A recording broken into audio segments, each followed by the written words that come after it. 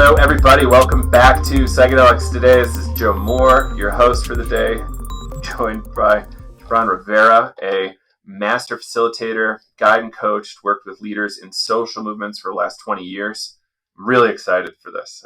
We've been in communication maybe for a year now via email. Yeah, no, I loved our first conversation right during that during the racial uprising, and I was just so pleased that you reached out to engage at that level conversation. I'm happy we're doing this now. Yeah, thank you. That's right. And you did help us quite a bit around our statement around that George Floyd timeframe and more. Really, it's amazing what we've lived through collectively over the last 2 years.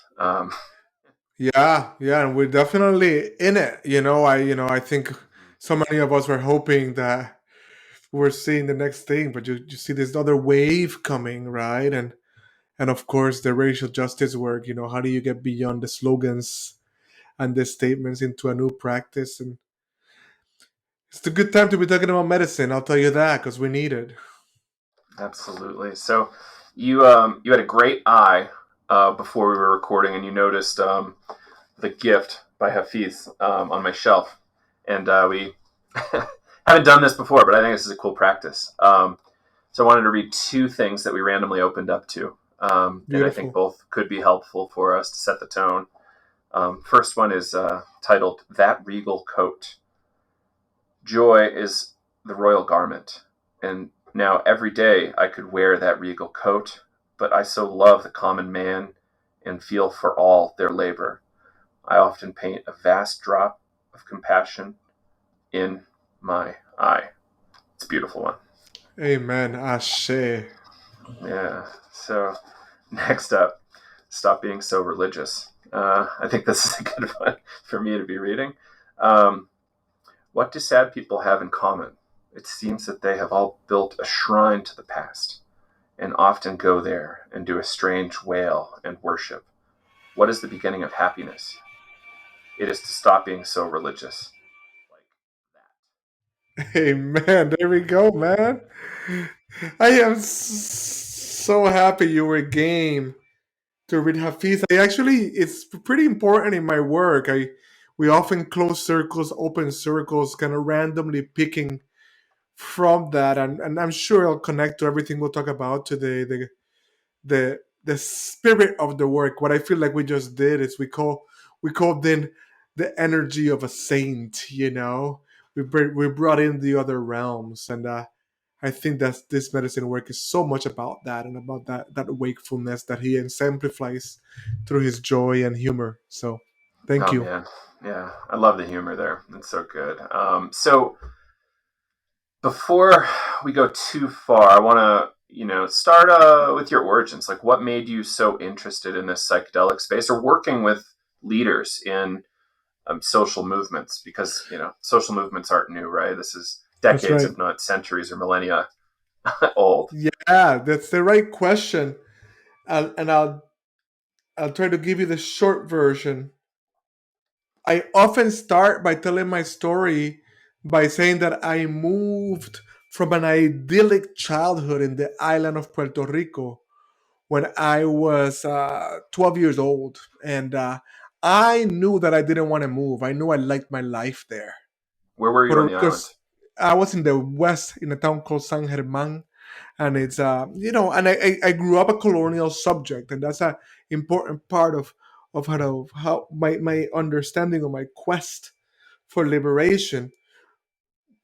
At the age of 12, then I became a person of color. I became a minority. It was the first time I experienced this idea of being thought of as less than or as dangerous simply by virtue of my being who I was. And that really shaped my life's experience. Interesting and important to name that we came to be part of a religious community. My father wanted to be part of an intentional community, Puerto Ricans, working class people, Catholic, but they practiced in something called the charismatic renewal. And what that means is you can be as Pentecostalist as you can be while remaining Catholic. And for those of you that don't know, a Pentecostalist is a person I've that heard this movement. This is yeah, fascinating. speak in tongues, right? You sing and you dance, you shake with the spirit. And I think it's important for the conversation that we're having because the kind of thirst for justice and this kind of embodied possession, this experience of God was all very, very formative. I became thirsty for justice as one would become when you experience the other side of it. And I got on a journey. I got on a journey to to work for liberation, and most of that has looked quite political. Um, but I also was among the first in my community to go to college, and there I started. I wasn't deep in like so many people talk about high school and college. I wasn't deep in, but I experimented with psychedelics for the first time. My first mushroom journey trip. I call it trip because it was before there were journeys, before there was a consciousness, a set and setting to them. Was my sophomore year in college. It was awesome until it wasn't. It became quite a traumatic experience. If we have more time, I'll tell you the story of me trying to return to the womb so I could undo the decision of taking that medicine, which I thought of as a drug back then. But I think seeking political freedom definitely with a kind of spiritual intelligence or calling, those are the threads that have woven through my life through to numerous iterations. Maybe I'll say this, Joe, to fast forward. Um, sometime, okay, not sometime, in September 11th, 2004, I I was privileged, blessed to receive the tantric initiation, an ancient yogic initiation from a tantric master that was quite expansive in what it did to my spiritual consciousness.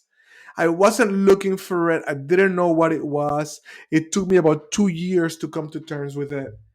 My life fell apart. I got on the path. I went full in. And about 6 or 7 years after that, that energy that was going to very ascendant begin to descend. And here I'm going to close. It began to descend, come back into my body. It was different than that yogic experience. Yeah. And that's where the medicine and the earth medicine started to come in. That's where the holy feminine started to come in. That's where what you might call the lower chakra energy, kind of more earthbound, started to come in. People don't necessarily understand that there's these really powerful modalities outside of psychedelia that are wildly transformational, and often they don't believe it. But there's so many people with stories like yours saying stuff is powerful, and we should consider it as such. That's right. Yeah, yeah. I mean, it was an experience of the that self with a capital S. That kind of, I think it happens a lot. It can happen with LSD in a strong dose, right, where you're just gonna become non-dual. But this was it's a non-psychoactive medicine, that kind of transmission.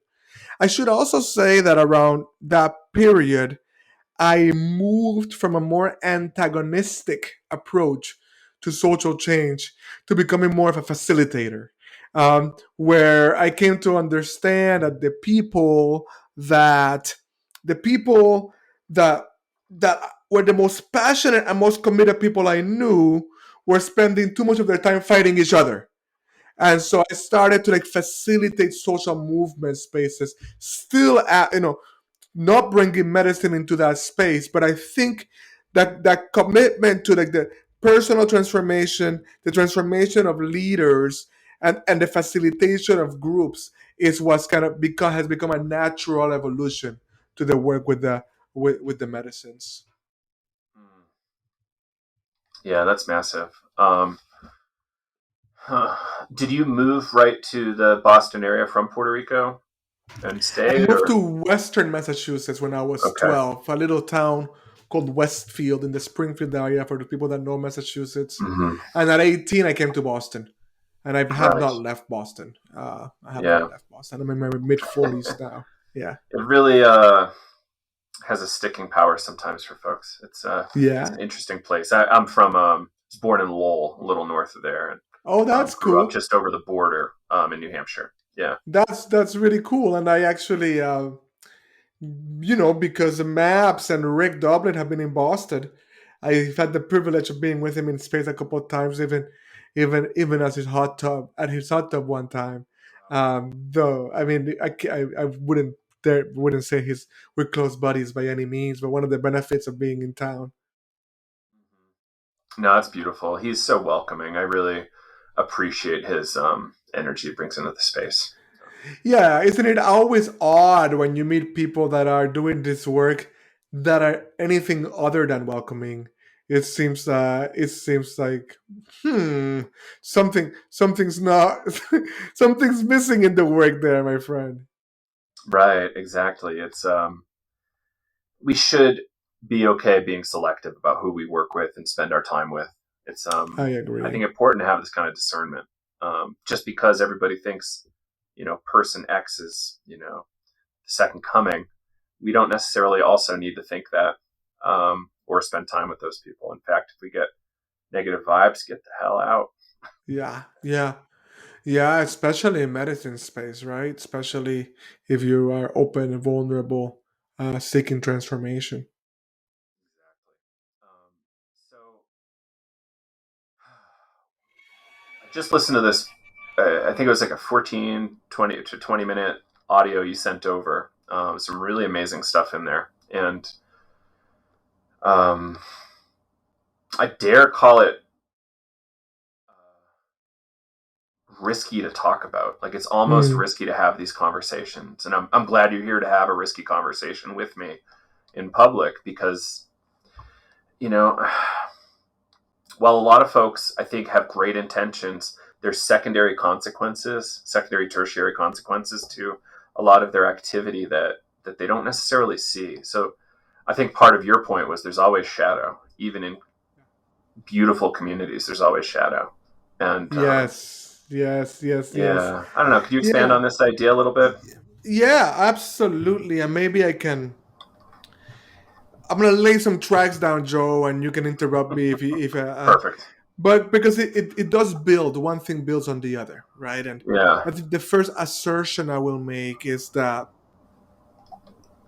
there is a net positive to this psychedelic renaissance. It's a beautiful and good thing that is happening. It's not without problems, but it is a good thing. So I'm going to start with that assertion. I Mm. will also say that as it is happening in the rich world, in the Western world, it also means that because it has to come in through the therapeutic frame for it to become legalized, we come from a hyper individualistic culture. And so what we hear in the podcast, what we hear in the trainings is really about the healing of the individual, which I am a full and passionate believer in, right? I do healing work, I coach individuals, I do that work. It matters, it is essential. But I think we're coming up way short on the possibility and potential for the group, Hmm. right? And I think that when we think about the crisis of the culture, we gotta think about it in terms of it being a crisis of meaning and a crisis of connection. A crisis of meaning and a crisis of connection. This is why we live in a culture that yields anxiety, that yields depression, that yields loneliness, right? That is a crisis of meaning and a crisis of connection.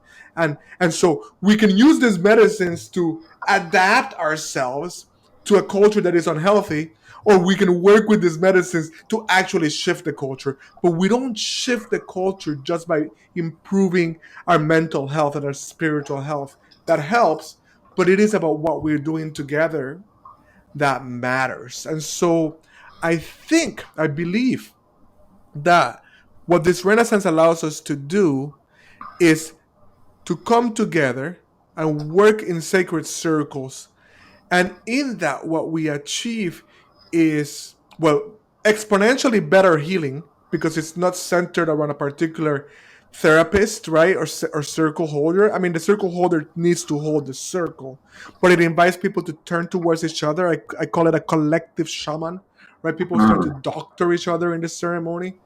Um, and the first layer of that allows for what to tend to the crisis of belonging. So the first step in the process is you actually create a structure of belonging when a group of people intentionally sit in ceremony over a period of time, right? And I think that is kind of like level one. I actually think of that as level one. The structure of belonging allows you to turn towards your healing. And I think it's exponentially higher in the group context. Not ignoring the individual work, but significant, but balancing it out. So that's the first track, Joe. And if you let me say one more thing about it, because I think Sure. it's important, is that we don't stop at the healing, right? We don't stop at the healing. I think about this process, and and I know a lot of people listening are into the healing modality here. I think about the healing as on a spectrum, and I place zero, right, as being like you're completely traumatized. You're offloading your trauma on everybody. You don't even know you're traumatized. You're totally toxic. It's not healthy for people to be around you. And 100, you're one of these masters that you enter their presence, Hafiz. You read and you start to wake up just by being around them. And I feel like what we want to get us towards through the structure of belonging, through this healing, is to a 51%, right? In that 0 to 100. You want the momentum in your healing process to shift. You got plenty of healing to do. But I Hmm. feel like at 51%, we can begin to cultivate self-sovereignty, right? And that's the capacity to bring ourselves into coherence. And when you can bring yourself into coherence, then you can enter an entirely different kind of we space, right? A we space in which you're not going to get lost or consumed or subsumed or fall into any kind of cultish kind of thing, but one in which you can show up as a self sovereign individual that is also more than the individual. And I believe that that is the promise of this work that we're doing together and that we're talking about. And that's why we got to expand our thinking and our practice to move in that direction, because that's the only way the species survives, in my passionate opinion. Can can you expand on this idea of a sovereign individual? It's a strange concept in this day and age, Great. but I think Yeah. it's a really important concept. Yeah, beautiful, and I think it might be helpful to momentarily harken back to this to you asking me about my story, right? I'm in Puerto Rico. The idea that I live in a land without sovereignty, right, is an ever present idea. When people vote, they don't vote for left or right, they vote for the status of the island. Should it be a state? Should it remain a colony? Should it be independent? So, this idea of sovereignty at the level of peoples is one that's always with me. So, just to name that. So, but what I call a self sovereign individual is, I think, another point of progress in our time is that we become more literate, more well versed in the trauma discourse, right? We know that people experience trauma as individuals. We know that communities experience trauma. We know that there's such a thing as generational trauma, right? This stuff is now in our discourse. At the same time, we see the way the trauma discourse gets weaponized, right? So I, as a facilitator of group process, and I'm not even talking about medicine space, just any group process, something happens and somebody can speak to being triggered, right? Oftentimes that word is being misused, right? You're not triggered. You didn't like what you hear. You're not triggered. You disagree, right? But let's not get into that. Let's imagine you're actually triggered, right? What people tend to do is then they want to demand that their social space, that the group space that they're a part of, rearrange itself around their trauma, that it become a safe space for them, right? Now, We need self spaces for healing, where the structure of belonging is being woven together.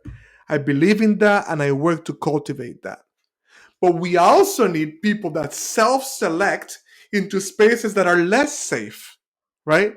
And I don't mean sexually unsafe or anything like that, but I mean where we're going to walk to an edge of our being, of our self understanding, a place of not knowing together. And I think the people that can step into that space have something called self sovereignty. That means that when they are triggered, right, they can bring themselves back to coherence. They don't need somebody else to bring them back into coherence. They don't need to retreat into either a safe healing space or into like the firm assertion of their belief, right? To describe themselves as sovereign. They actually can hold themselves in order to be together at this edge. Yeah, it's like a certain level of kind of personal integration or something where you've got all these Yes, powers finally together, and then you can do more than you thought you could and support others to get to that point or beyond. that is a I like beautiful that. way to put it. That's a great way to put it. And I like what you just, I like everything you said. I like you connecting it to integration. And I love what you said after, which is support others. I think that's what happens at 51%. It's like your growth depends on you're supporting others, right? Like the shaman, right? The shaman. This is I moved from like a guru framework where the guru is complete, right? The guru has attained everything, to a shamanic framework where like the shaman is just the medicine person that is at a stage where they must support others in order for them to keep growing. Thank you for understanding my words and phrasing it in that way, Yeah, Joe. and this is common, right? Like in the guru, in kind of the West, or sorry, Eastern traditions, often to get initiation, you have to take oaths that you're going to help others get there too. That's right. Um, Maybe not at scale. Maybe it's only like one or three students at a time. Right. But you are there to help the others, and um, I think it's a big deal. I can't stop helping people. I wish I could. So I That's could have a little more beautiful. space That's in my life, but but that's I see beautiful. it as important, and there's so many Mhm. people out there doing really amazing work here, in the psychedelic space and in just the transformational space generally. Like it's Yeah, big field if we look at yeah. it all together. Agreed, agreed. And I think what we're trying to really stress here, Joe, is that the transformational space, the psychedelic space, are still overly defined by the hyper individualized society that we're in. And so you take the medicine or you go to the workshop so that you can attain certain things. And we don't put that aside. We integrate and include that into a larger process, a collective process. And where I think you were going with the original question is, guess what? Even with the highest of intentions, what is proven to me over and over again is that any group process comes with an eventual shit show, right? Like it's just like there's just never going to be a space where like enough people will be pure enough of ego for us not to like have to deal with a mess. And part of the work is continuing to say yes, continuing to lean in, as well as drawing the boundaries where necessary, right? And being like, it is actually okay to split. I can want you Agreed. to thrive. I can want you to succeed. I don't need to badmouth you, but it's a network. It's an ecosystem. Go explore the thing you're being called to, and let us, me and my folks that want to hang out, explore this other thing together. Wholeheartedly agree. Yeah, the new term we're using in my household, not term, turn of phrase. Oh, somebody would tell me they're getting a divorce, and we're like, oh, congratulations, I'm glad you figured it out now. And it feels a little insensitive, but it's also like, you've been living in this situation that's not necessarily great for either of you for so long, and now that you can transition And similarly with organizations, should fragment more often and create new That's right. organizations. That's right. That's Yeah. right. So much of my work has been a development of leadership networks, which is, and it may, every time, like, it happens less so now, but the early stages of this work, Mm. uh, you get the leaders together. They see a bunch of senior leaders, dope ass people in the same space, and they're like, "Well, what are we gonna do together?" And they want to like form a coalition, right, where everybody agrees to do the same thing at the same time. But that's like a very industrial mindset, right? Totally. The network is more ecological, right? Like different parts of the system are different, doing different things at different times. I'll also say, Joe, that I'm a little bit over 2 years separated, and a great way for me to step into truth, to step into integrity, to just be able to look my son in the face and be like, hey, this is I know that your heart just broke, and I want you to learn from what I'm doing here. And people freak out when you tell them. I wish more people would have said to both of us, congratulations. I wish you figured it. I'm glad you're starting to figure it out. And it's a tough journey. It is heartbreaking, even if it's the right thing. Um, but that's a great, beautiful insight. And, what was the line the other day? Somebody was married for over 20 years. Some friends, and I think my initial comment was, humans didn't used to live that long. And like, what makes you think we should be married for 20 or longer? I see these people that are married for 70 years. They're like dying now. It's incredible. And even Yeah, longer sometimes. It's yeah, you know, no judgment. Like, if it works for you, great. But it's like, what are the human limits? But we don't need to go down this path right now. Because I want to keep talking about you and like the amazing work you're doing. mm, So getting back on track.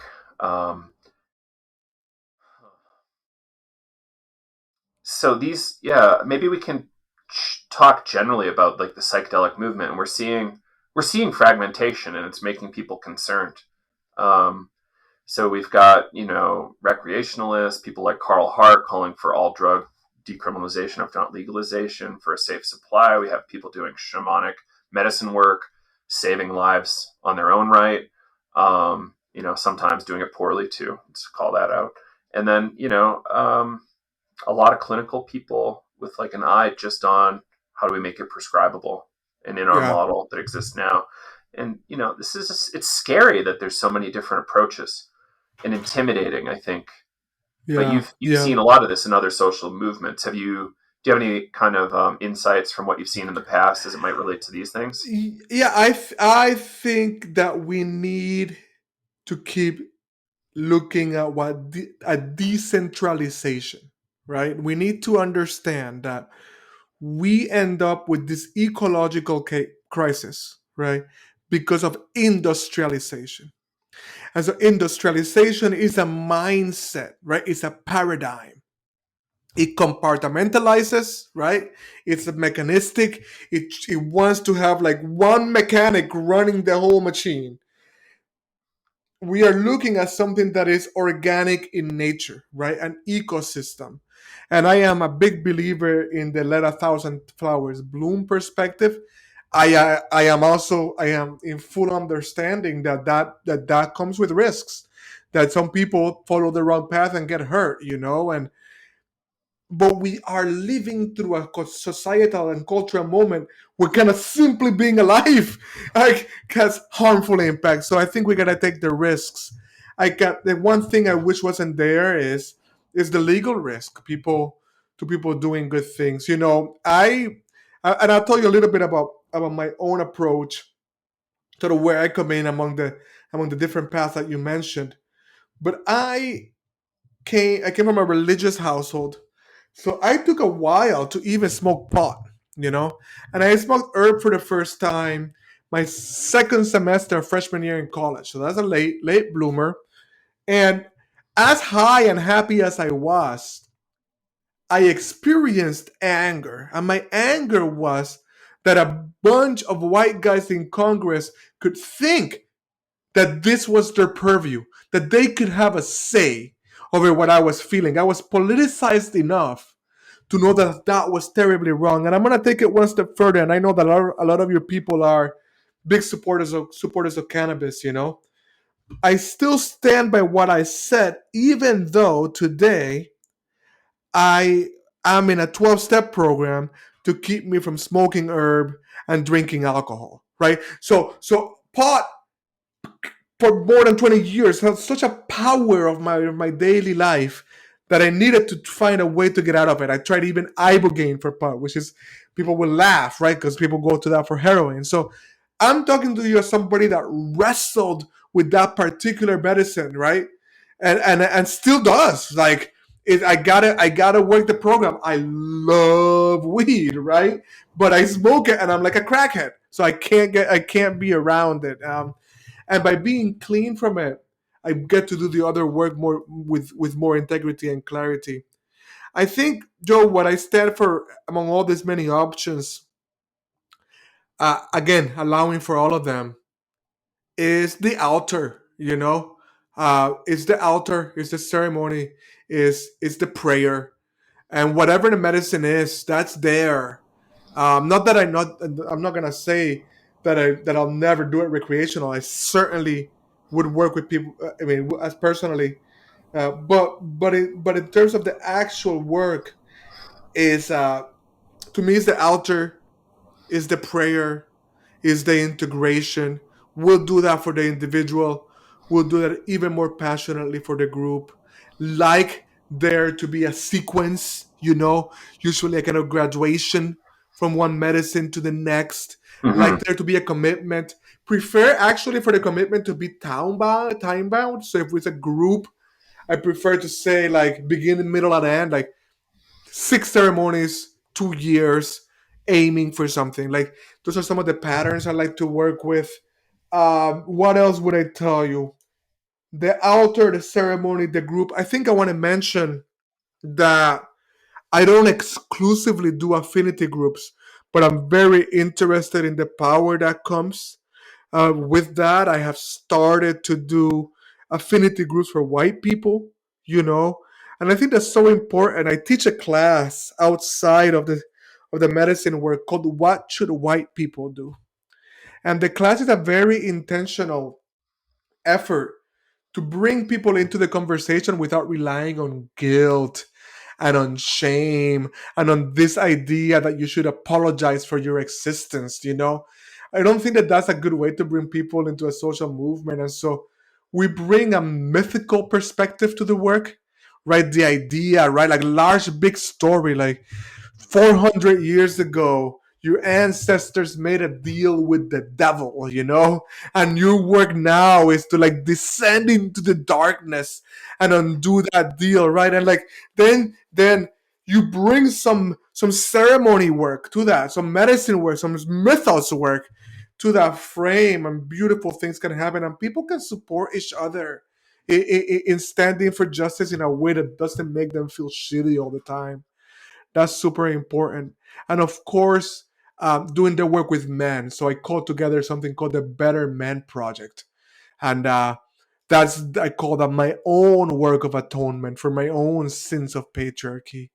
And neither of these projects necessarily include medicine, but all of them could, and sometimes do in the right context where it's safe for all involved, including legal safeties. But doing the work in the groups, I think, is the calling. Engaging the healing, moving from the healing to the emergence of a new we, keeping the altar and the prayer at the center. That's how I would define my work. Beautiful. Um, yeah, this is it's really interesting, and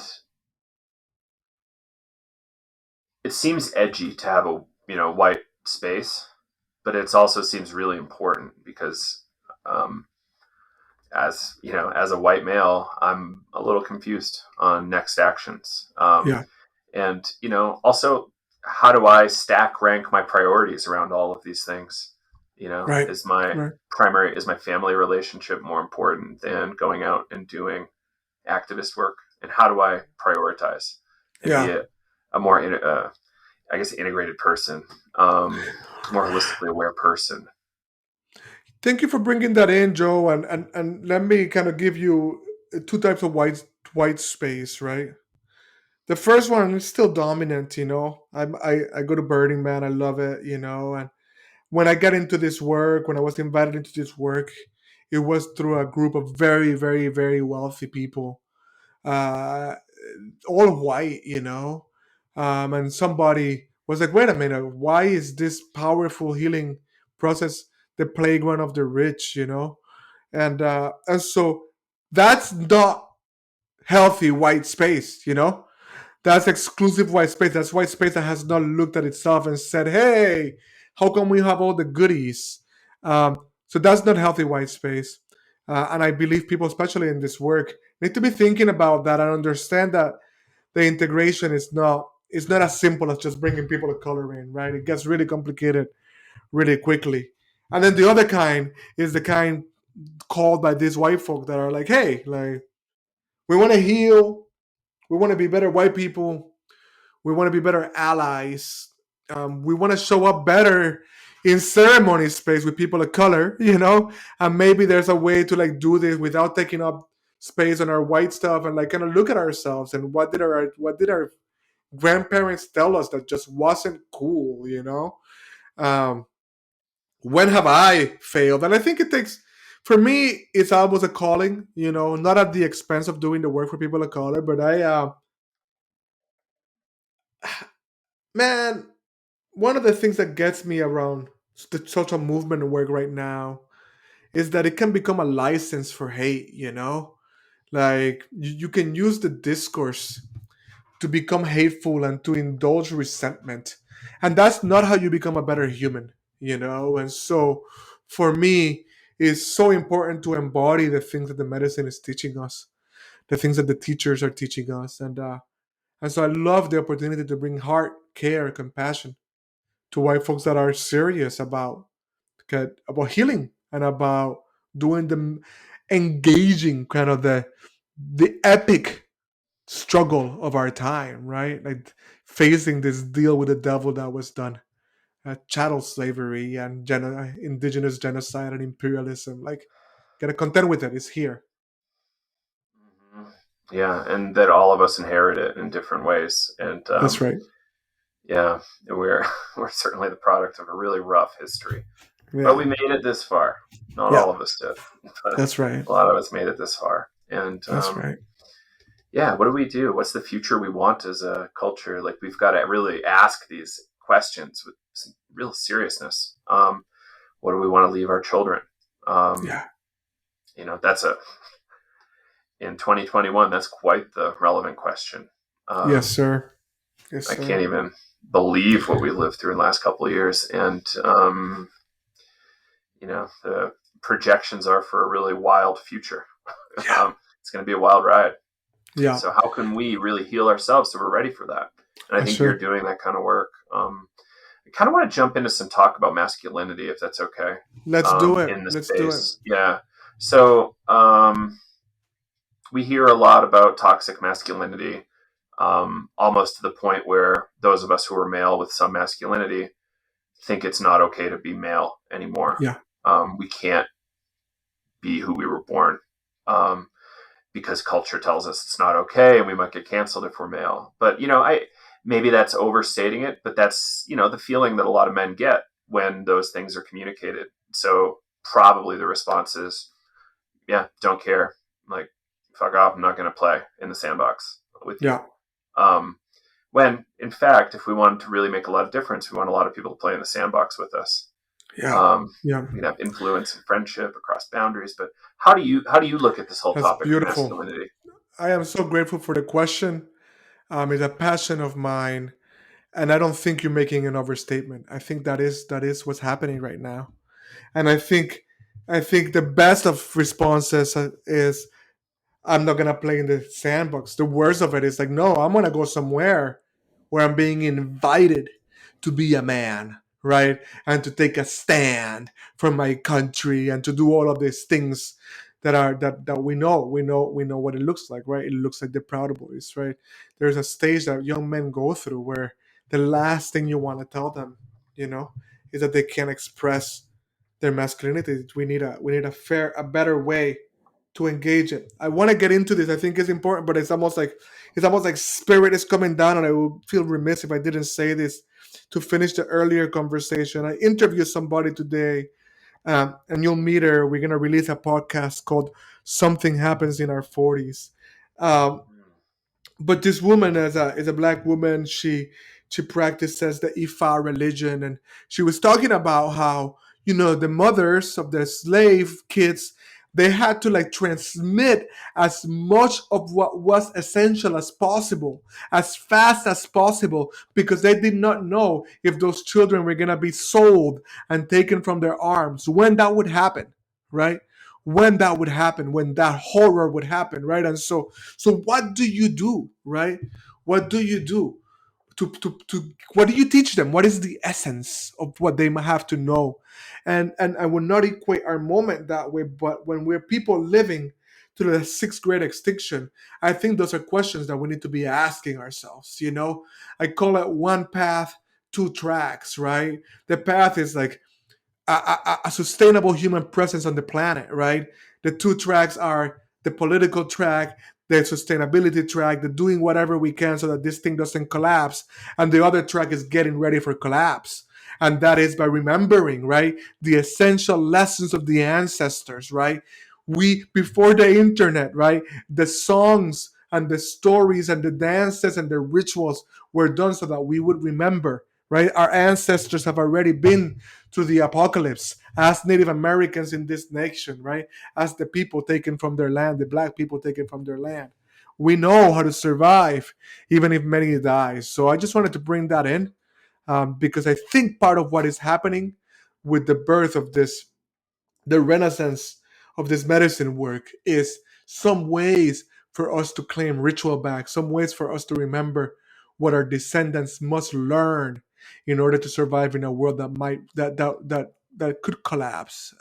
So just to finish that thought, if you thank you for indulging me, Joe. You've been a great listener. Um, let's talk about men.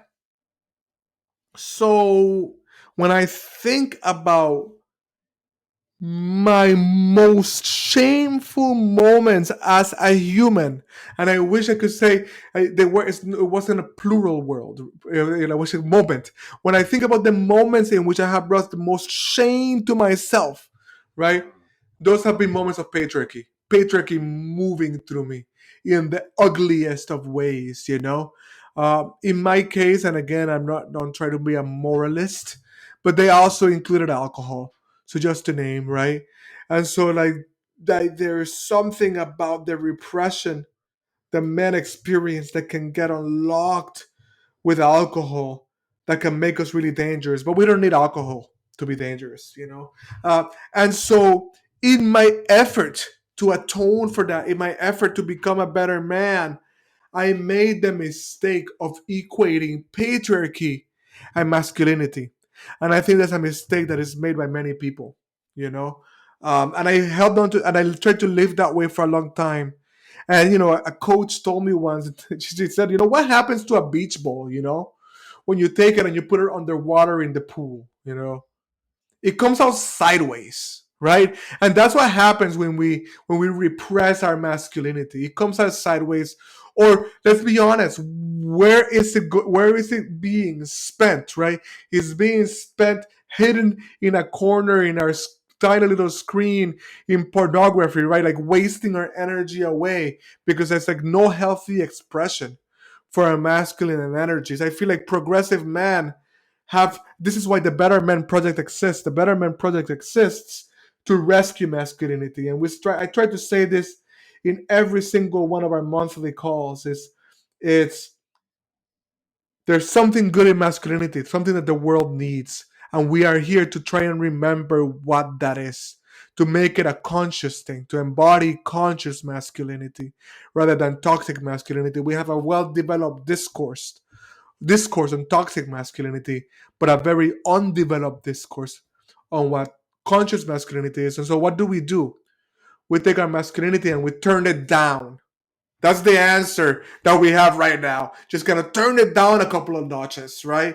And so you end up with these progressive guys that overdoing. It's like turning it down. We haven't found a healthy expression of it. And the discourse on binary, non binary is a profoundly important advancement of the culture. It's a beautiful thing that is happening. I am a full proponent of it. It allows us to explore parts of ourselves that we wouldn't explore otherwise. And this is an and, some of us, not all of us, less so than we thought, less of us than we originally thought or were made to believe, are men that are masculine identified, right? And some of us are women that are feminine identified. And there's something to that polarity and the dance between those two that is wildly creative and beautifully erotic and full of aliveness, you know? And when me and my partner is a feminine identified woman and a masculine identified man, when we play in that polarity, right? When I embody a sacred masculine and she embodies a sacred feminine, and we do it in a sensual, playful way, we come alive in a way that overflows from us into our work and into the world. And I think the being, the embodying of the conscious masculine, efforting. I don't want to pretend that I have it down. While also attuning to my feminine energy allows me to hold space, you know, both for healing, which is a gentle holding, and for development, which has kind of a directional energy to it. And I think the medicine space is a great space for us to become more vulnerable together, touch each other, open our hearts to each other, do emotional labor among men rather than offloading it onto like that's one woman in our life that has to carry all of our emotional labor. There's a direct link between this psychedelic medicine renaissance and the work that men can do to become better. Beautiful. Um, yeah, and evolutionarily, masculinity has played a quite a key role to get us to this point in time. Yeah, Same thing with femininity, and it's it's essential to see them as poles in a right. way. Maybe it's a polar thing, maybe it's a yin yang style thing. Yeah, The energies are complementary, magnetic, um, and yeah, much more essential to each other. Really. that's right. And I think the important thing is to free that from bodies and genders, right? So that I follow somebody on Instagram, like her whole thing is black girl masculine, and so and then really really in awe, right, of of the beautiful potent energy that non-binary folk bring to any space, and so like if a boy is embodying feminine or non-binary energy, that person should be allowed to do that. I just think it's wrong, and I mean it, wrong, to then take a boy that has masculine energy and that's kind of the pole that he embodies, to make that wrong. I think it's bad. I think it's dangerous. I think it's yielding more, not less, toxic masculinity. Toxic meaning it's not healthy, it's not productive, it's not going in the direction of growth. And then there's healthy, where it is productive, it is healthy, it is going in the direction of growth and um, supporting others. Right? It's like Right, we're not islands. We're in this right. together. All descendants of successful tribes, and we've got to kind of look back at that and figure out how we do that again for the future. Thank you for saying that so beautifully. I like that we're not island parts. I want to kind of pause here and speak as clearly and directly as possible to the male psychonauts in this space, right? Because the male psychonauts, right? This can be such a place where you discover so much of yourself. But if you're doing it alone, if you're tripping hard and only going towards abstraction, right? If you are not learning to come into your body, if your heart is not opening, if you're not making yourself more vulnerable to others, all of that understanding, all of that awe, all of that seeing, you're only getting halfway there. And I just know so many psychonauts that are in that trip, in that super heady trip. And I'm just saying, let the energy move down into your body, not just in your head, not just be in awe of what is happening. Feel it. Let your heart break. Let yourself be held. Do this work with others and learn to become a person that way. Yeah, I love your use of abstraction. Yeah, like what is actually real? Abstraction is not actually real. It's not actual in the world. Right. It's helpful. Abstractions are really fun to play with, and they can actually produce fruitful results at sometimes, not always. And yeah, like consider, where are you going? Like, just because you can intellectualize your way around something doesn't mean it's productive or helpful. So, be willing to go, okay, like maybe my monkey mind needs to go in a different direction and do some really cool stuff elsewhere that That's right. can be helpful to you or others. That's right. And some of these medicines, I mean, certainly LSD it can just really, I love the medicine, don't get me wrong, but it can really feed that abstraction thing. You can really get on the trip, right? And like think you're getting it because you're getting it in your head, and that's just not where the body. That's just not where it lives. So, and it's a masculine place to hide. It's definitely part of the shadow of the masculine. Um, and so, yeah, keep. It's a gift too, But integrate, right? Heart, gut, body, movement, move your body, right? Even if it's awkwardly in the presence of some friends, like move your hips. Somebody said that the white man's trauma is stuck in their hips. It's just like looks silly, man. Looks silly when you just shake them, even if when no one's looking. Let that medicine move you, and just see what happens. I was at a concert with some friends a bunch of years ago, and I think I was really going for it. One of my friends is a rock star, and he's standing next to me going, "Hey Joe, loose lips or loose hips sink ships." We were out on like a concert on a boat, and I'm just going. My hips were a little too loose, maybe, but it was so funny. I had such a good time that night. And Yeah. there's a famous line from George Clinton of Parliament Funkadelic: uh, "Free your mind, and your ass will follow." But I think Yes. vice versa. It works both ways, I believe. I think it works the other way better. It works, your body learns first. Like it's really, really, really true. And it just I mean, there's some medicines that bring you really into your body, but there's some that don't. And I know people are listening and they want to heal. They want to help others heal. The somatic part of this work is, my partner, my beloved. Her name is Tuesday. She speaks of a multi-legged stool that has therapy in it. It has medicine in it, and but medicine, we're talking about ceremony, we're talking about prayer, we're talking about ritual, including the psychoactives. It has somatic, you know, it has somatic work in it. The body. I think those are the things that including exercise, but also just kind of finding out, what's there. Right. Yeah. If we're not, yeah, like I think it's helpful to look at what traditional systems bring to the table. Like, for instance, traditional Chinese medicine want to keep the energy circulating. Right. Movement's key to keeping the That's right. energy circulating. That's right. A lot of disease can come from stagnation, all sorts of Yeah. different kinds of stagnation. So, Yeah. how do we keep it going, and where are we going? So, I'm kind of curious, like what kind of transformations you've seen in your slice of Boston. Have you seen some really massive growth and really cool results as a result of your decades long project here? Absolutely. I would say definitely, definitely, definitely yes. Um, I've done work, I've seen individuals transform in ways that are beyond anything I could have imagined.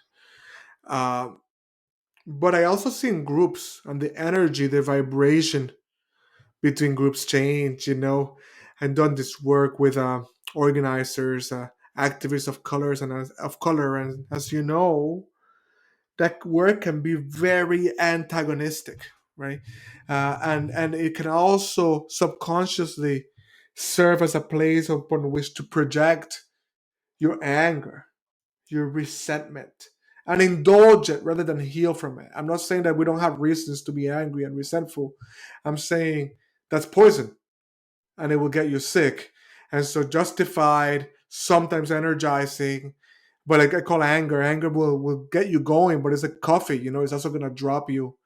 Um, and I've seen people, after a number of ceremonies just be like, damn, like I just can't do the work this way no more, This is just not what I'm about. And absent medicine work, I hosted for many years, and I'm now working on the 2.0 version, a workshop called Evolutionary Leadership, the Evolutionary Leadership Workshop.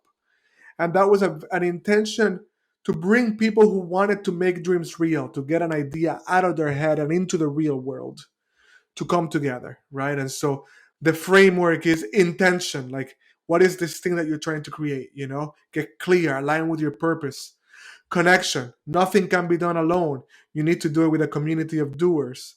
And experimentation. From now on, it's not about like creating the plan and executing it and it comes out perfect. It's you move through it through a process of endless experimentation. And I would say that there is a potent community of people with a major center of gravity in Boston, but extended well beyond that, who are living that way, towards each other, who are living that way in their lives, who will stand before you and profess the transformation.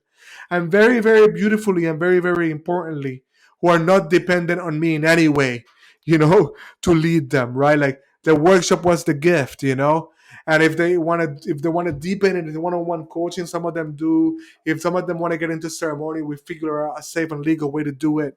But that's happening. That's real, and I think it's redefining a lot of the spaces. I love it. Yeah, It's yeah, it's really powerful. My experience in Boston was that the transformational community there, I guess we'll call it, activists and everybody, they're really engaged. Like Cambridge, Massachusetts is like the other San Francisco, for those who don't know. that's It's right. The wildly People's Republic of radical. Cambridge. Yeah, it's an unbelievable place. There's so much intelligence in that city. And yeah, decriminalized. Did that decrim bill go through in Cambridge? I'm almost certain it did, but I'm not I sure. think so. Yeah, Yeah, let's not quote us, but I think it did. And yeah, like the fact that there's so many turned on, engaged, and bright people. You've not only got Harvard, but also MIT there. You've got amazing equity and inclusion programs in Cambridge too. It's like a really, like, I'm proud of Cambridge. I've never lived in Cambridge. I spent a lot of time there, but I'm proud of it. It's like the city closest to home that's done the most for me, my home.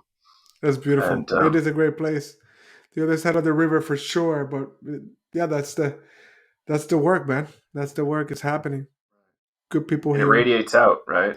Yeah, Like, and I guess the idea is like starting new fires, so new people are going to go to new areas to do this work. Um, you bring it to where you think it's needed. that's Um, right. if you can tolerate being in those places, and a lot of us can.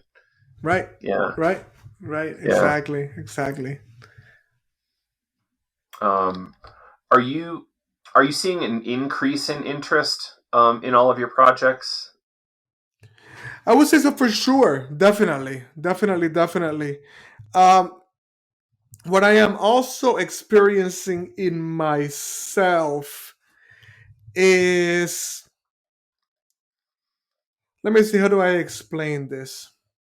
Right now, right, like the kind of, I've done beautiful work for years, right? But what will happen is this, Joe. Somebody will convene a gathering of movement leaders. So, an example might be I do something called, and I want to be very, very clear here. This work has nothing to do with psychedelics or medicine. It's very important. Um, I've been doing. I go to Sundance, where an organization called the Opportunity Agenda gathers artists and activists, and every year I facilitate a week-long retreat there with artists and activists. I get to design the experience and host the experience, and it's an idea of like, how do you bring more of this creative impulse into the activism. It's beautiful, beautiful work. So proud of it. A beautiful network emerges from it. And I love it, right? But the way it works is Opportunity Agenda, the convener, hires me and it invites the people, right? So the people are not in a direct contract with me. Does that make sense? We are both in a contract with the convener, right? I am interested, and this is why for the first time I've started to do more individual coaching, and some of it including the group process, which is the powerful work, where I think it's some of the most powerful work, is in having a direct contract with the individuals who engage my work. And the reason for that is my work makes a demand on the people, right? Like on you, like it is it's making a push. It's like it's challenging you, right? It's like, and so you need to very consciously consent to it. You need to say, I'm coming to this thing, right? Because I heard that this dude Gibran helps us heal and helps us become more self-sovereign by challenging us for real. And and so like when you resist and you throw in some kind of woke trope that says you're triggered because of this or because of that, I can be like, oh man, I'm sorry. I think you came to the wrong place because this is what we're doing here. We're doing hard, intense work here. So part of what I'm doing is trying to build more of that. It's a different business model. It's a big change in how I support myself. Um, but it is more rewarding and it's more at the edge. Mm. Hmm. I don't know if this is a little too close to home, but are you up for talking about Puerto Rico briefly? Yeah, let's get it in. Cool. So, territory of the United States. It's a beautiful place. I'm in love with Puerto Rico. I only have been once, and it was maybe in 2002 or three. Um, and skateboarded all over the island solo, just camping wherever I could find a spot. It's really beautiful. El Yunque rainforest, beautiful. Went out to the islands, and you know, there's some real tragedy that happened there recently. And the federal government didn't step up and help people to the point that it, I think, is obligated to. And I'm kind of curious on the situation down there right now, and like if people are finding new ways of organizing, or what are you seeing in Puerto Rico right now? I assume you're connected still. Yeah, yeah. I recently was privileged to facilitate a convening between Puerto Rican organizers in Puerto Rico and Puerto Rican organizers in the diaspora who care about Puerto Mm. Rico. And man, I mean, what a powerful, an amazing thing to navigate because culture does change across the generations, and people identify so passionately with this island that they only visit once in a while. I would say that there is a potent renaissance of activism in Puerto Rico, for sure, and that there are some really powerful and exciting movements focused on sovereignty, focused on things like food sovereignty. Really interesting stuff, good stuff there. I would say the island is still very much struggling. It was already a colony. It is now under a control board. Um, I am also, and again, I want to I have really be clear, dangerous to like talk about these things in the context of this podcast. Like none of this work has anything to do with psychedelics, to be very clear. I'm also working with a group of impact investors that are interested in supporting Puerto Rico that way. So I'm connected to people that are doing it from the kind of real left grassroots self-sovereignty perspective. I'm connected to people that are thinking about ways to move capital through to and through the island. And I, I there is some vulnerability to my saying this stuff aloud because my social space can be very left, and so it's stuff that they might not be happy with. But I try to stay open-minded and agnostic about possibilities. Like, even an example, I grew up in a nationalist household, meaning people that want Puerto Rican independence. And my friends act Puerto Rican friends in the United States in the diaspora are by far nationalists. Some of my dearest people, my family, the movement activists in Puerto Rico that I'm referring to are nationalists, right? And so you honor that. That's what I come from. But I honestly open myself my mind, you know? I'm like, well, wait a minute. Like, there's colonies and there are neo colonies, right? Like, there's islands all over the Caribbean that have independence but don't have freedom. So is it the flag that makes you free? I think those are questions we got to answer. What are the implications of two Puerto Rican senators in the United States Congress right now? 6 or 7 Puerto Rican Congress people in the United States Congress right now. Like, I think, and again, there are people that might stop being my friends for even saying this in a public forum. And you all know I love you, but I think we need to ask ourselves these questions. We need to take this inquiry seriously. We need to think about what power looks like and what does it mean to wield it right now. And there's things that I'm open minded and curious about engaging in those debates and conversations. Having been a passionate, like I would say, for most of my adult life, being a person, literally being a person, and being a Puerto Rican were one and the same. Like, I just conceived of myself through the lens of my identity. I think it had to do also with migrating young, but like it took a while to understand that my being a human being was about something much vaster than my national identity. Took a long time to get to that. Right.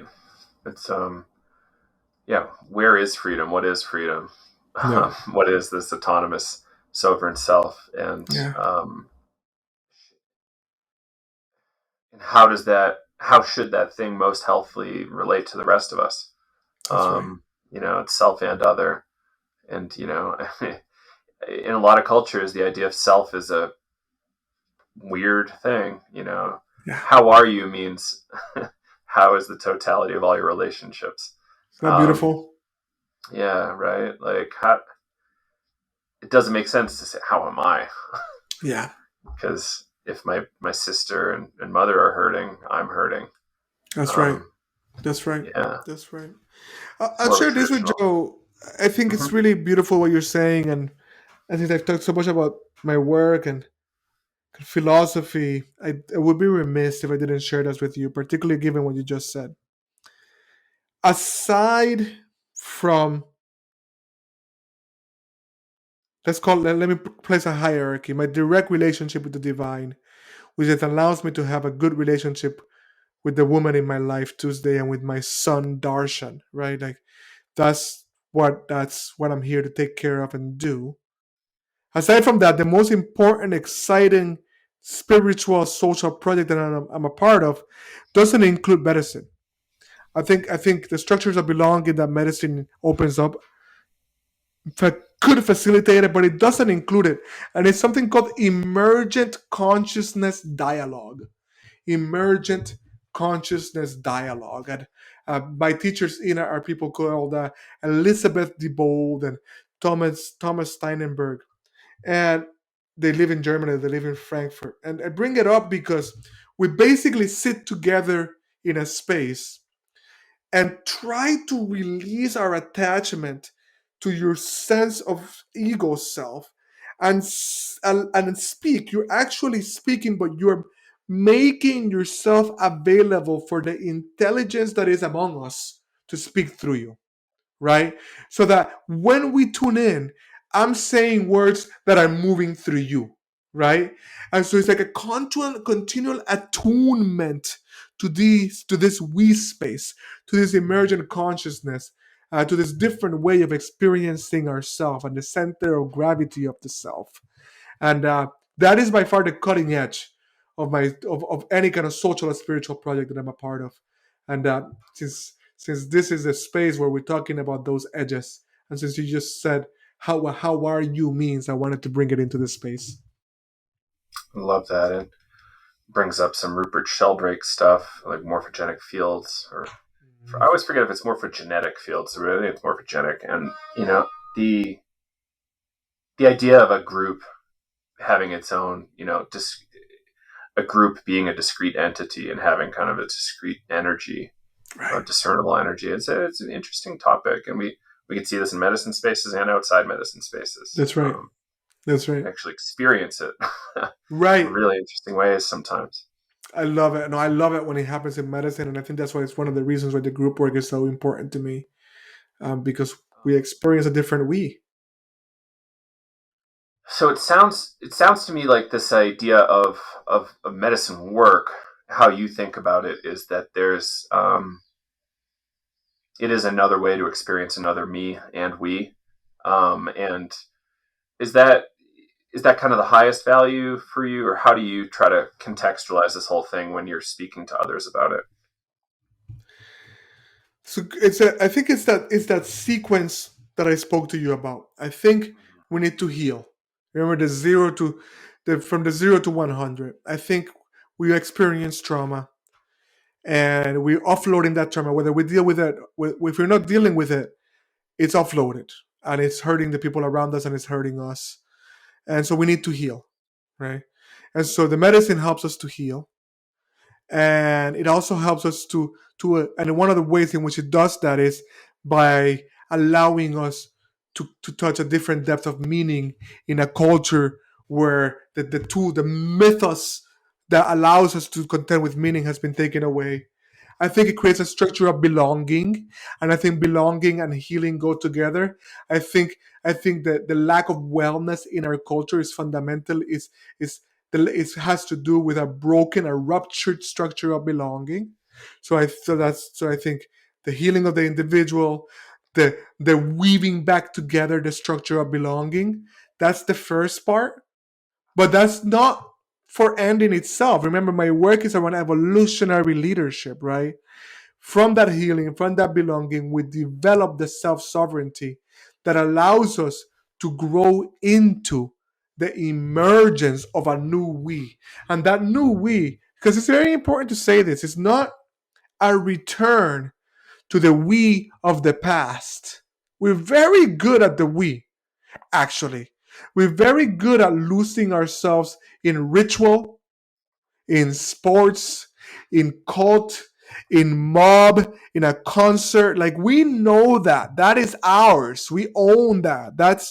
But the we I'm talking about is one that moves through this over individuated self and kind of rescues back, integrates and include energy of the we, but in a way that that the self-sovereign individual is not only protected but enhanced in that experience. That's my life's work, and medicine really helps, man, with all of it, with the healing, with the belonging, with the self-sovereignty, and with the emergence of a new we. So the my history is mainly through holotropic breathwork and Nice, no medicine, right? beautiful. So I did about 6 or maybe even more years before I touched substance, That is so intentionally in a great. ritual, right? And I'm endlessly thankful for that long period of preparation. But is it realistic to propose to somebody that they wait 4 to 6 or more years Yeah. before trying? And I don't think it's necessarily the right move to like restrict people. Their curiosity should go, but the social container your community develops, hopefully can handle it when you go that way. Yeah, that I mean, so many things, Joe. I'll start at the end, which is to say, without the social container of a community, we got to understand we are in hyper advanced capitalism. What does that mean? It means many things.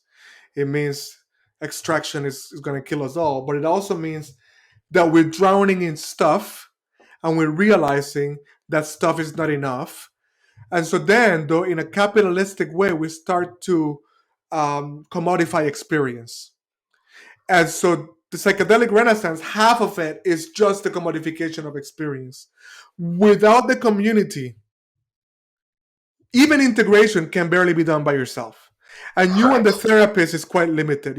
I love the work of Francis Weller, who says, like, it's beautiful work on grief. And he says, what our first grief is that we were supposed to be welcomed by 100 pair of eyes.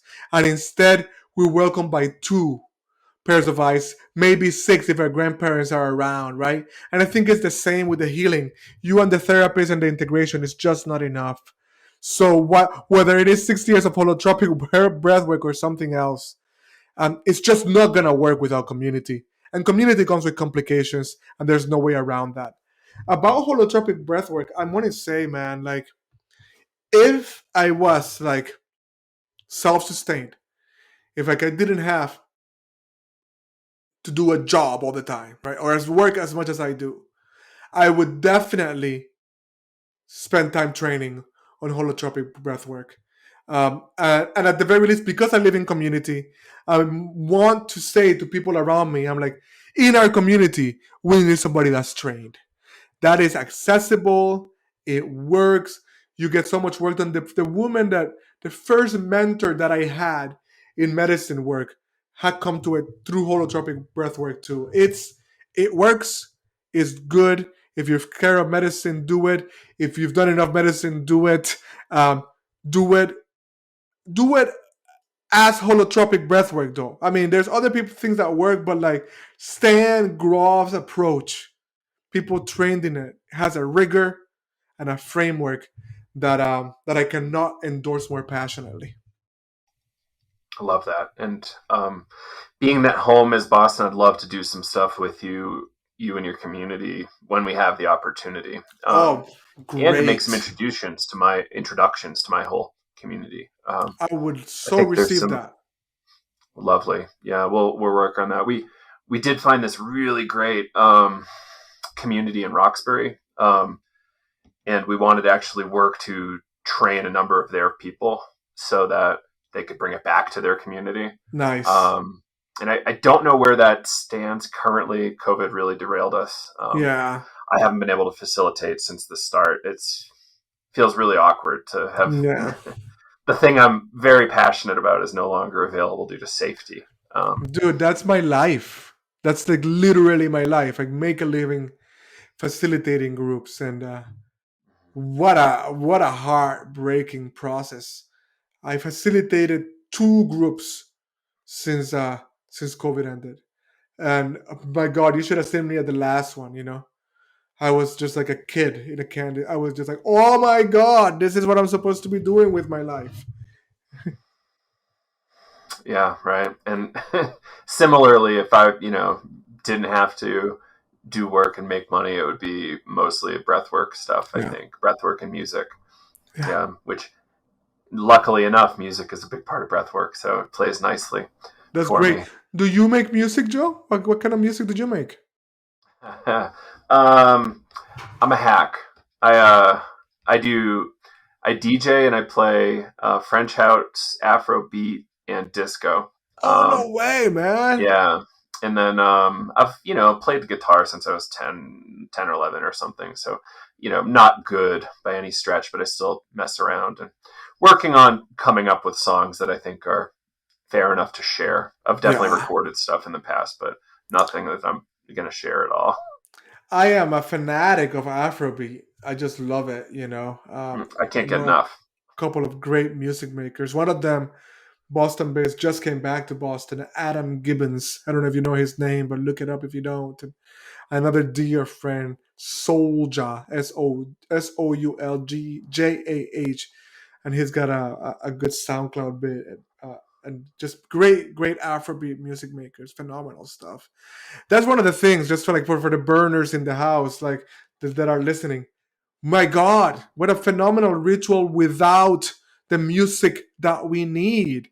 So hit me up if Burning Man ever comes back and you're going to have good music. You gotta let me know where you're at, because I'm sorry, I know I just hurt other people's feelings. EDM is fine, but as somebody that dances, not just jumps, I need something else. Antibalas, I think, is my favorite contemporary Afrobeat group. I've seen them a couple times. They're unbelievable. I think they're in I'm writing it Brooklyn. down. I'm Yeah. writing it down. Wow. I would love for you to then we'll follow this after the podcast, but I would love Yeah. some playlists that you might recommend for ceremonies and stuff. I found it actually it's good. I'm just how happy we're connected because I've often thought, man, I need a good breathwork person because their playlists are ill. They're the best. So It's yeah, there's some deep cuts that I include. It's always an interesting process developing a playlist. It sometimes will take me a month to develop a good playlist. oh man, that's good. I I need to love build that. another 10 more. I don't have enough for all the breath work I do. That's Yeah. phenomenal. That's phenomenal. That's phenomenal. Hey Joe, maybe we're getting way off track here, Mhm. but can you? Is it true? Am I understanding it correctly that you should not do breath work on your own? Do This is a you, great given your question. experience? It's Yeah. a really great question. Okay, so when somebody wants to do breath work alone, I send them towards Wim Hof. Oh, yeah. Okay. Um, Great.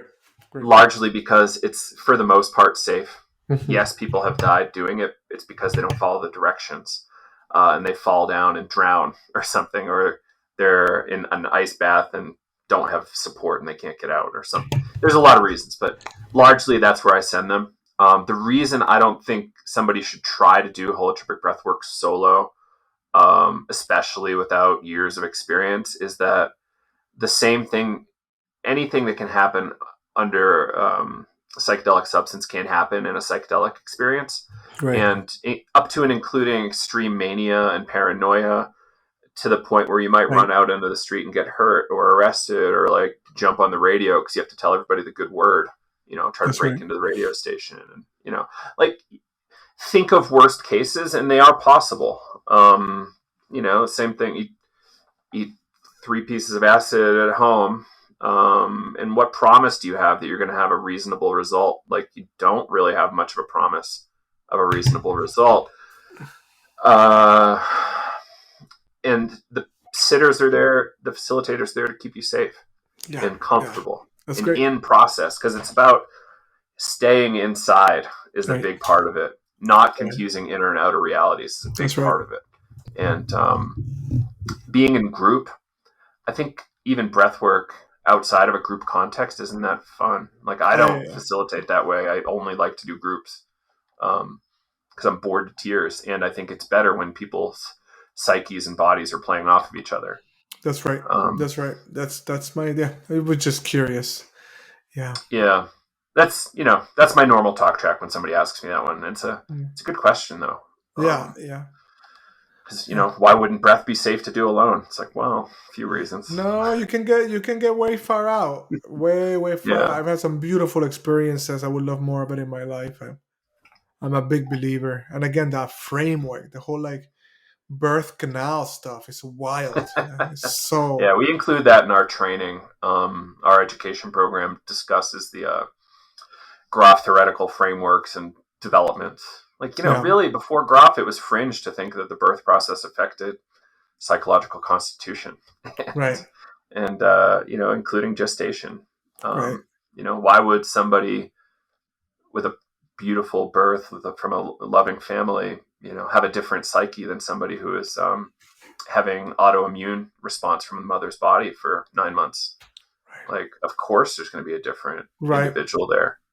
right. Um, Exactly. Cool yeah, stuff. yeah, totally. So, we're a little bit over time, but I'm happy to chat for a little bit more if there's anything about your work you want to share with folks. Maybe like, what does working with you look like? Maybe we can do that if somebody Yeah, wanted to consult with you. yeah, for sure. Um, I I mean, my normal work is I help to facilitate group process, right? And I do transformational retreats, and I try, and most, I think all of them include uh, a lot of like hands-on how to work with complexity, how to take ideas out of your head and into the world, right? So it's very we got really here into the spiritual bits, right? But the work I do is about people doing things in the real world. Um, so that's kind of the level one. I also do. Uh, I just opened up for the first time to do individual coaching. All of my coaching prior to that was in the context of a larger organizational client. So if I'm facilitating a fellowship, then I'm becoming a coach to those senior leaders, right? And so you could talk to me about doing some individual coaching. I am about to introduce a process that is a combination of group coaching and individual coaching because I think that's important. And in all of these things, once we looking at all the things one needs to do to be legally safe, all of them can translate to towards medicine work, right? In the right context, it might include some travel, right? But those things one feeds the other. But don't think that the only way to engage me, right, is doing medicine work. Mhm. And if you are a bunch of well-meaning white folk doing some good stuff in the world, like the type of people that would have voted for Obama in a third term if they could have, right? But you're not out here in social movements doing racial justice work, and you just need a little bit of help getting sorting some of that stuff out. We do have our class, What Should White People Do? We can offer it to your peers. We can offer it to you.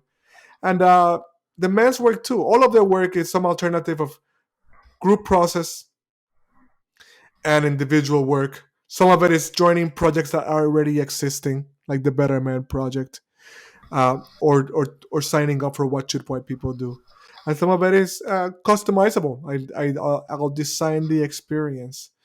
So I'm in a very open period in my life, and I'm open to having conversations with cool people. Awesome. Yeah. Love it. Thank you for asking the question. It Um, means a lot. yeah, absolutely. And I would love for you to be working with more people and get them, whip them into shape a little bit. And, we, there's a lot of work left to do, everybody. Yeah, We've got not enough time and a lot of work to do, and we need everybody on board. that's right. So this is why we need to help get more people back on their feet. Yeah, It's all part of it. yeah, Ending the drug war is part of it, so we can get those people back to help. that's right. Getting soldiers of PTSD back so they can help. It's all a big deal. Um, Yeah, yeah, yeah. Make the well whole again, or at least get ready for what's next. Joe, I'm sure you'll have show notes. By far, the absolutely. easiest way to Yeah, stay in touch with me is jumping on my newsletter. Definitely subscribe to the podcast. it's a I have a beautiful YouTube newsletter, by the channel. way. Thank you, Thanks for doing man. that.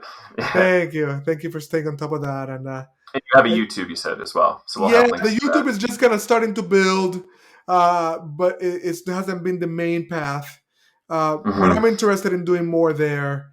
And people are into what we're doing. That's are the ways. The newsletter is the key, Hmm. though. And I love the podcast is awesome. Just the people I get to interview, the conversations we get to have. It's just medicine for the world right now. Yeah, awesome. Um, cool. And hmm, this tricky final question. All right. um, Now, youth and rites of initiation, like rites of passage type stuff.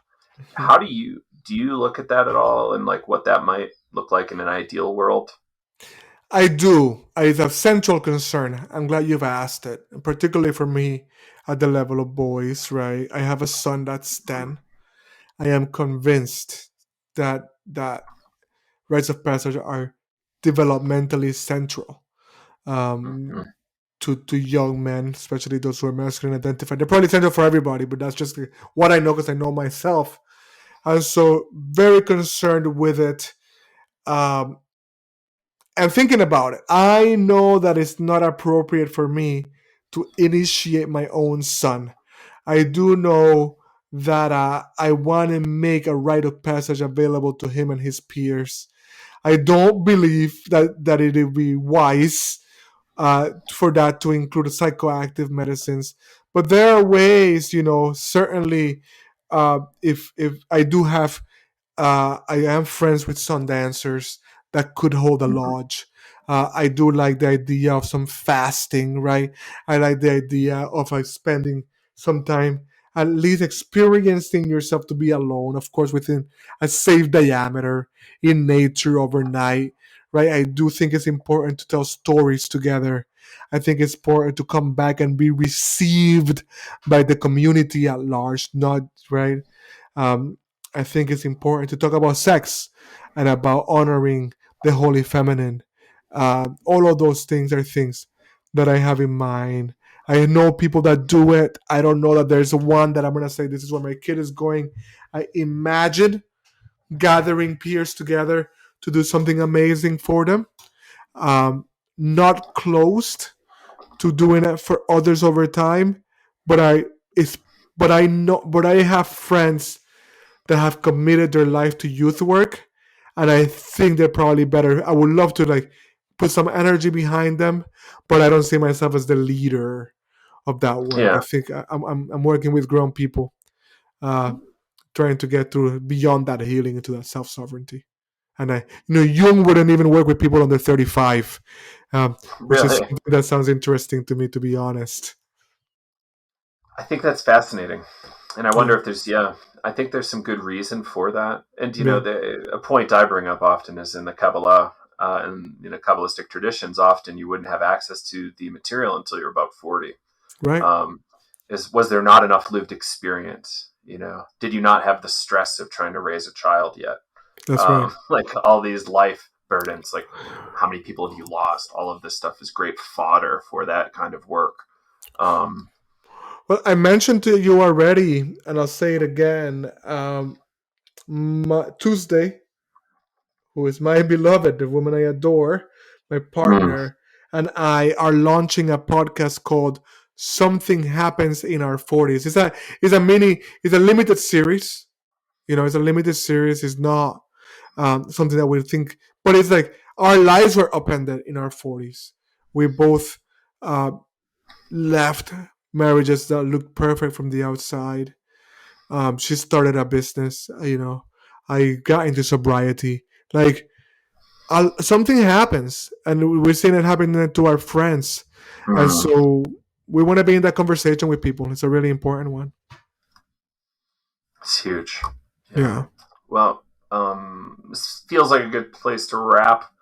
Gibran, I really appreciate you being on and sharing all this with us. Um, I'm sure people are going to reach out to you, and I hope people follow up. And I can't wait to be able to do breath work with you in the Boston area.